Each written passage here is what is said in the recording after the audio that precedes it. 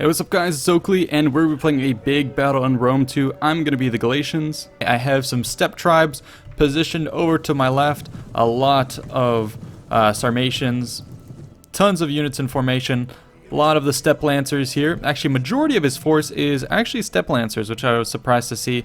A lot of the elite forces with the ram's horns attached to the horses, which is going to always be my favorite unit model.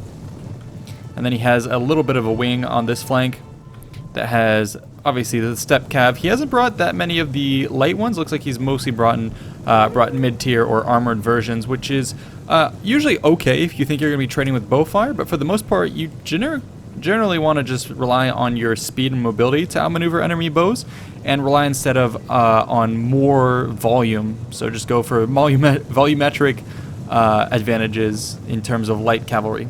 Well, that is if you have the micro to handle it. So yeah, he's got a bunch of noble horse and some armored horse archers. I'm going to be pushing forward. The enemy build is incredibly interesting. So first off, we have Macedon. Let me put this on slow-mo. We have Macedon that's gone ahead and made a pike defense. They saw us bring a bunch of steppe tribes and figured that the best defense to this was to noob tube up and try and bombard us. So this is going to be a comical battle, to say the least, in terms of tactics. My guys are running up and they're like, what the hell is that? No one's ever seen that happen. Fortunately for me, Rome did bring a couple artillery pieces, but left them wide out in the open. So some of my median cav or Median cav is going to come in. Actually, I got to look at how these guys are pronounced. Oh no, sorry, this is Mercenary Cappadocian cav. Gonna knock out the Roman giant ballista, auxiliary ballista, I believe. Nope, just giant ballista. So taking those out, and then the Roman force is gonna be stumbling about the plains. Praetorians, Triarii. Good move to bring Triarii against our forces, because they have high armor, high morale, and obviously bonus versus cav. So this could potentially be a potent force, as well as having some pretty decent skirmishing bodies. Auxiliary Balearic Slingers, Syrian Archers. So I'd say this force is pretty potent, but the big, obviously, mishap is leaving your artillery over on that side. And that's what you're going to notice in this battle is, yeah, it's not really a battle of wits or a battle of the minds. These seem to be pretty new players.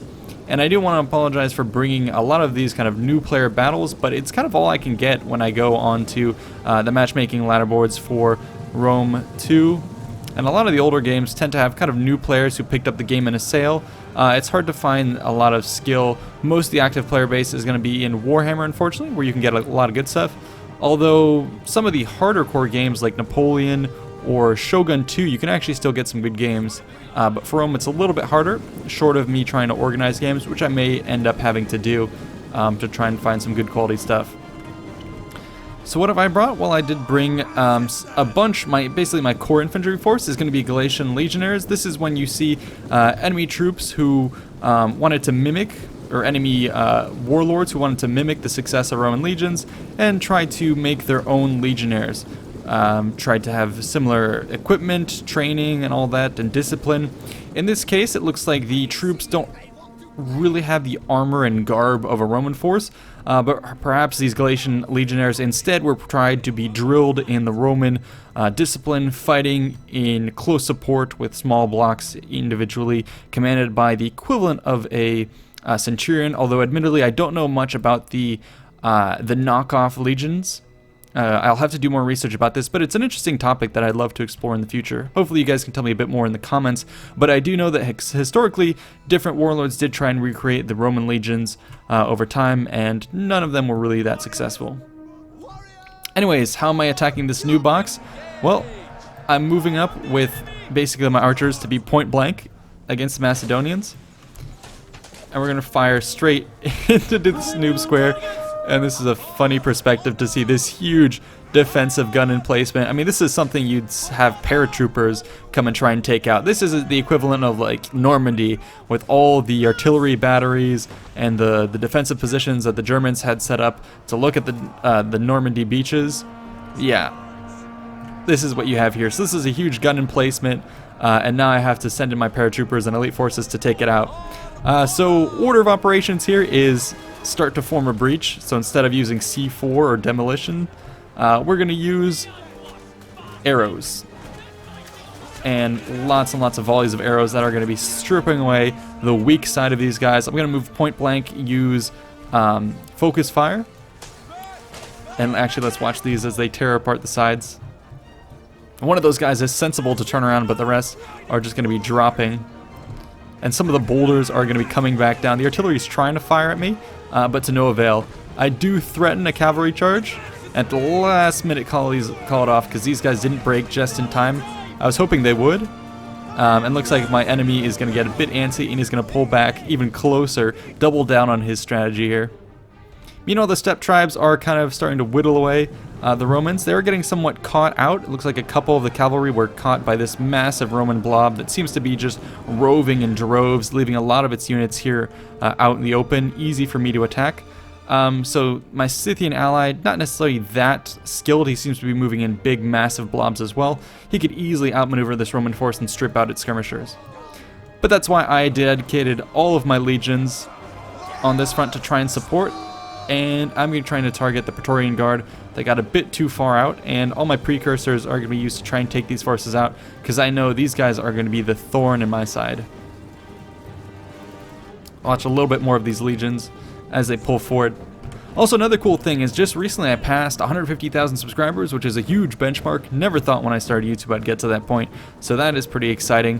For those of you who don't know, my little backstory on YouTube is I used to be really big in the Halo community in terms of Forge, which was the custom map maker that started in Halo 3, and then all the series after that tried to build off of it. And so initially I was kind of part of the community. I was over on Forge Hub, I was making a lot of custom maps, and I really like to share the mini games and game types that I created with other people and offer tutorials. I then got picked up or partnered with another channel called the Halo Forge Epidemic, came on as a caster, and then ended up being a big part of that channel, helping to run it, manage it, and all that. And then finally I branched off to try and do THFE Productions, which was going to be a side channel where we were going to do a bunch of other non-Halo stuff just on the side, and I ended up kind of making that my own thing where I tried to explore my passion for Total War, which had previously not really been shared online, and then shoehorned into that was history and all kinds of other stuff that it's grown into now, and now it's pushing a bit more of the history aspect. So that's a little bit of my backstory for those of you who don't know. It's been a long journey. I had to grow the Halo Forge Epidemic channel all the way up to 100,000 subscribers, I bet we got, and then start all over again with this channel, building it up, and now it's 150,000 subscribers, and hopefully there'll be a lot more to come after that. But anyways, my guys over here are continuing to shoot. Let's get a nice little shot of this blob. I've never seen this much siege equipment in my life, even in a siege battle. See, this much is crazy, let alone on a land battle. But this is how you noob box up. And surprisingly, it's actually providing, I believe with the physics, yeah, you can see a lot of the shots bouncing off of here. It's actually providing impenetrable cover to the forces hidden in here. So, you know, if you want to pike blob up amidst artillery like this, yeah, look at this. The shots are bouncing off. This could be the epic noob box. I mean, it even blocks cavalry charges. So this is perhaps a new meta strategy that these guys had. Although at the same time, there's such a thing as deployables on the battlefield, which I don't know why they didn't decide to bring those. Anyways, I'm going to commit to the fight here. Another thing I wanted to mention with these siege engines is historically, how on earth did people build these? These are freaking huge engines of war. Even in modern times, imagine someone trying to build this. It's incredible. The amount, I don't know how I could convince myself to stand next to a piece of wood like this that's, you know, having massive force held within these wound cords, and that is the force that projects the projectile. Imagine if something goes wrong and this thing shatters and explodes, sends splinters, eviscerates the crew next to it. I don't know how I could put myself in that you know, line of fire, but ancient people did it. And these siege pieces, yeah, you wouldn't have seen them on land battles, but there are instances of them actually being recorded being approximately this size in siege battles. Obviously not in these numbers, but yeah, huge pieces of siege equipment. Obviously, of course, the engineering behind it would have required a lot of sophisticated knowledge and resources to build. So you would have only seen kind of the really developed kingdoms be able to not only afford it, but field it. Romans, Persians, Parthians, Hellenistic kingdoms, and yeah, and the like. Also, I haven't pointed out, I did bring a couple little Scorpion units, 122 kills on him and 45 on this guy. So they were picking away at the pike line. You can see in the distance what's left of that big force. Yeah. So barbarians generally wouldn't have had scorpions. Presumably they could have captured some of the Romans, but a lot of it is, being able to maintain it, run it, fix it, because obviously these things probably would have broken down a lot and needed constant repair. One of the interesting things to note is siege engineers were actually pretty valuable. During the Dacian Wars, when Rome was fighting a lot against what would be, the modern day people living in the area of Romania and whatnot, during the Dacian Wars, actually part of the treaties with the Dacian kings was for the Romans to supply siege engineers to help them out, and even some of the engineers were captured, and that's what some of the Dacian kings used to reinforce their mountaintop defenses. So that's why siege engineers were so prized, because they allowed the Dacians to have all this siege equipment and defenses up on their mountaintops. And it's really interesting how just a little bit of knowledge like that could turn the tide of a battle and could be really invaluable. But anyways, back to the battle on this front. Things are going pretty well. Over here I clean up the 2 Praetorian Guard units, and my legionnaires are continuing to do the butcher's work. One of them did get caught out far out in the distance chasing away these auxiliary Syrian archers, but I've got them up against the red lines, so that should be good. And I have my ally here swarming about with his troops. He is exhausted, but he's been doing a fairly good job of trying to pick away at the Romans. Now obviously I have to be the anvil here to hold the enemy in place. Had I not been here, I think my ally probably would have lost on this front, because he's moving around in blobs, and that could have easily been targeted by the Roman archers and kind of beaten back by Triarii. But anyways, that's going to be it for the battle. Hope you guys enjoyed. Again, this was just kind of like I said, a not very serious battle given the, the tactical approach of our enemies. And yeah, apologies again for the hard time finding good players. But then again, it gave us a little bit of chance to talk. And yeah, I think that's always nice every once in a while. This is more of a chill game. Let's go ahead and end the replay and take a look at some of the final stats here. So my ally here brought 1,600 men, which is pretty good, 546. But obviously I got most of the kills here, more than, I think, yeah, more than the other 3 players combined. So a lot of work being done by the Galatian Legionnaire, so here getting the experience that if it was real life probably would have made them perhaps on the way to being comparable to Roman legions. Syrian archers with tons of kills, everyone getting mad amounts of kills, including Celtic scorpions, so really good stuff. They were mostly targeting, oh my god, this is abysmal. No kills on essentially any of these pikemen. Although the foot companions here with 262, I think they ended up being there at the very end fighting off my ally who kind of charged into that blob. And given the cover of the Greek ballistas and these guys presenting their pikes, I guess they raked up a lot of kills. So that's pretty impressive. He got more kills than, everyone else combined. Or actually, that's not true. He got a third of the kills. The rest actually a pretty fair amount of kills with the Greek giant ballista, although these guys are super expensive, so the amount of kills inflicted here is definitely not worth it. But it seems to be kind of if you're a new player to the game, you think, well, what could beat artillery plus pike box? Well, a cautious player who's willing to whittle you away with archers and concentrated fire will destroy this. So I do hope that these new players end up finding their way onto YouTube and start to learn a bit, and perhaps this spanking that I give to these players will dissuade them from doing similar tactics.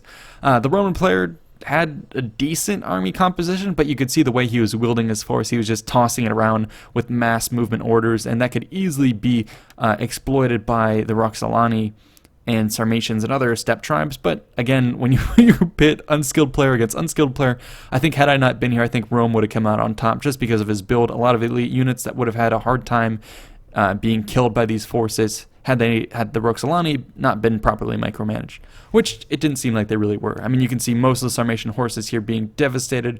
Yeah, he has a fair amount of archers with good health, but I think against the heavy Romans, they probably would not have won out at the end of the day. But that's it for this battle. I hope you guys enjoyed. Stay tuned for more, and definitely check out my Facebook page where I post teasers for upcoming historical documentaries, and also check out my Dragon Warfare lore series for Game of Thrones. It's pretty epic. Parts 1 and 2 should be underway, and Parts 3 will be coming out shortly. So yeah, see you in the next one. Bye-bye.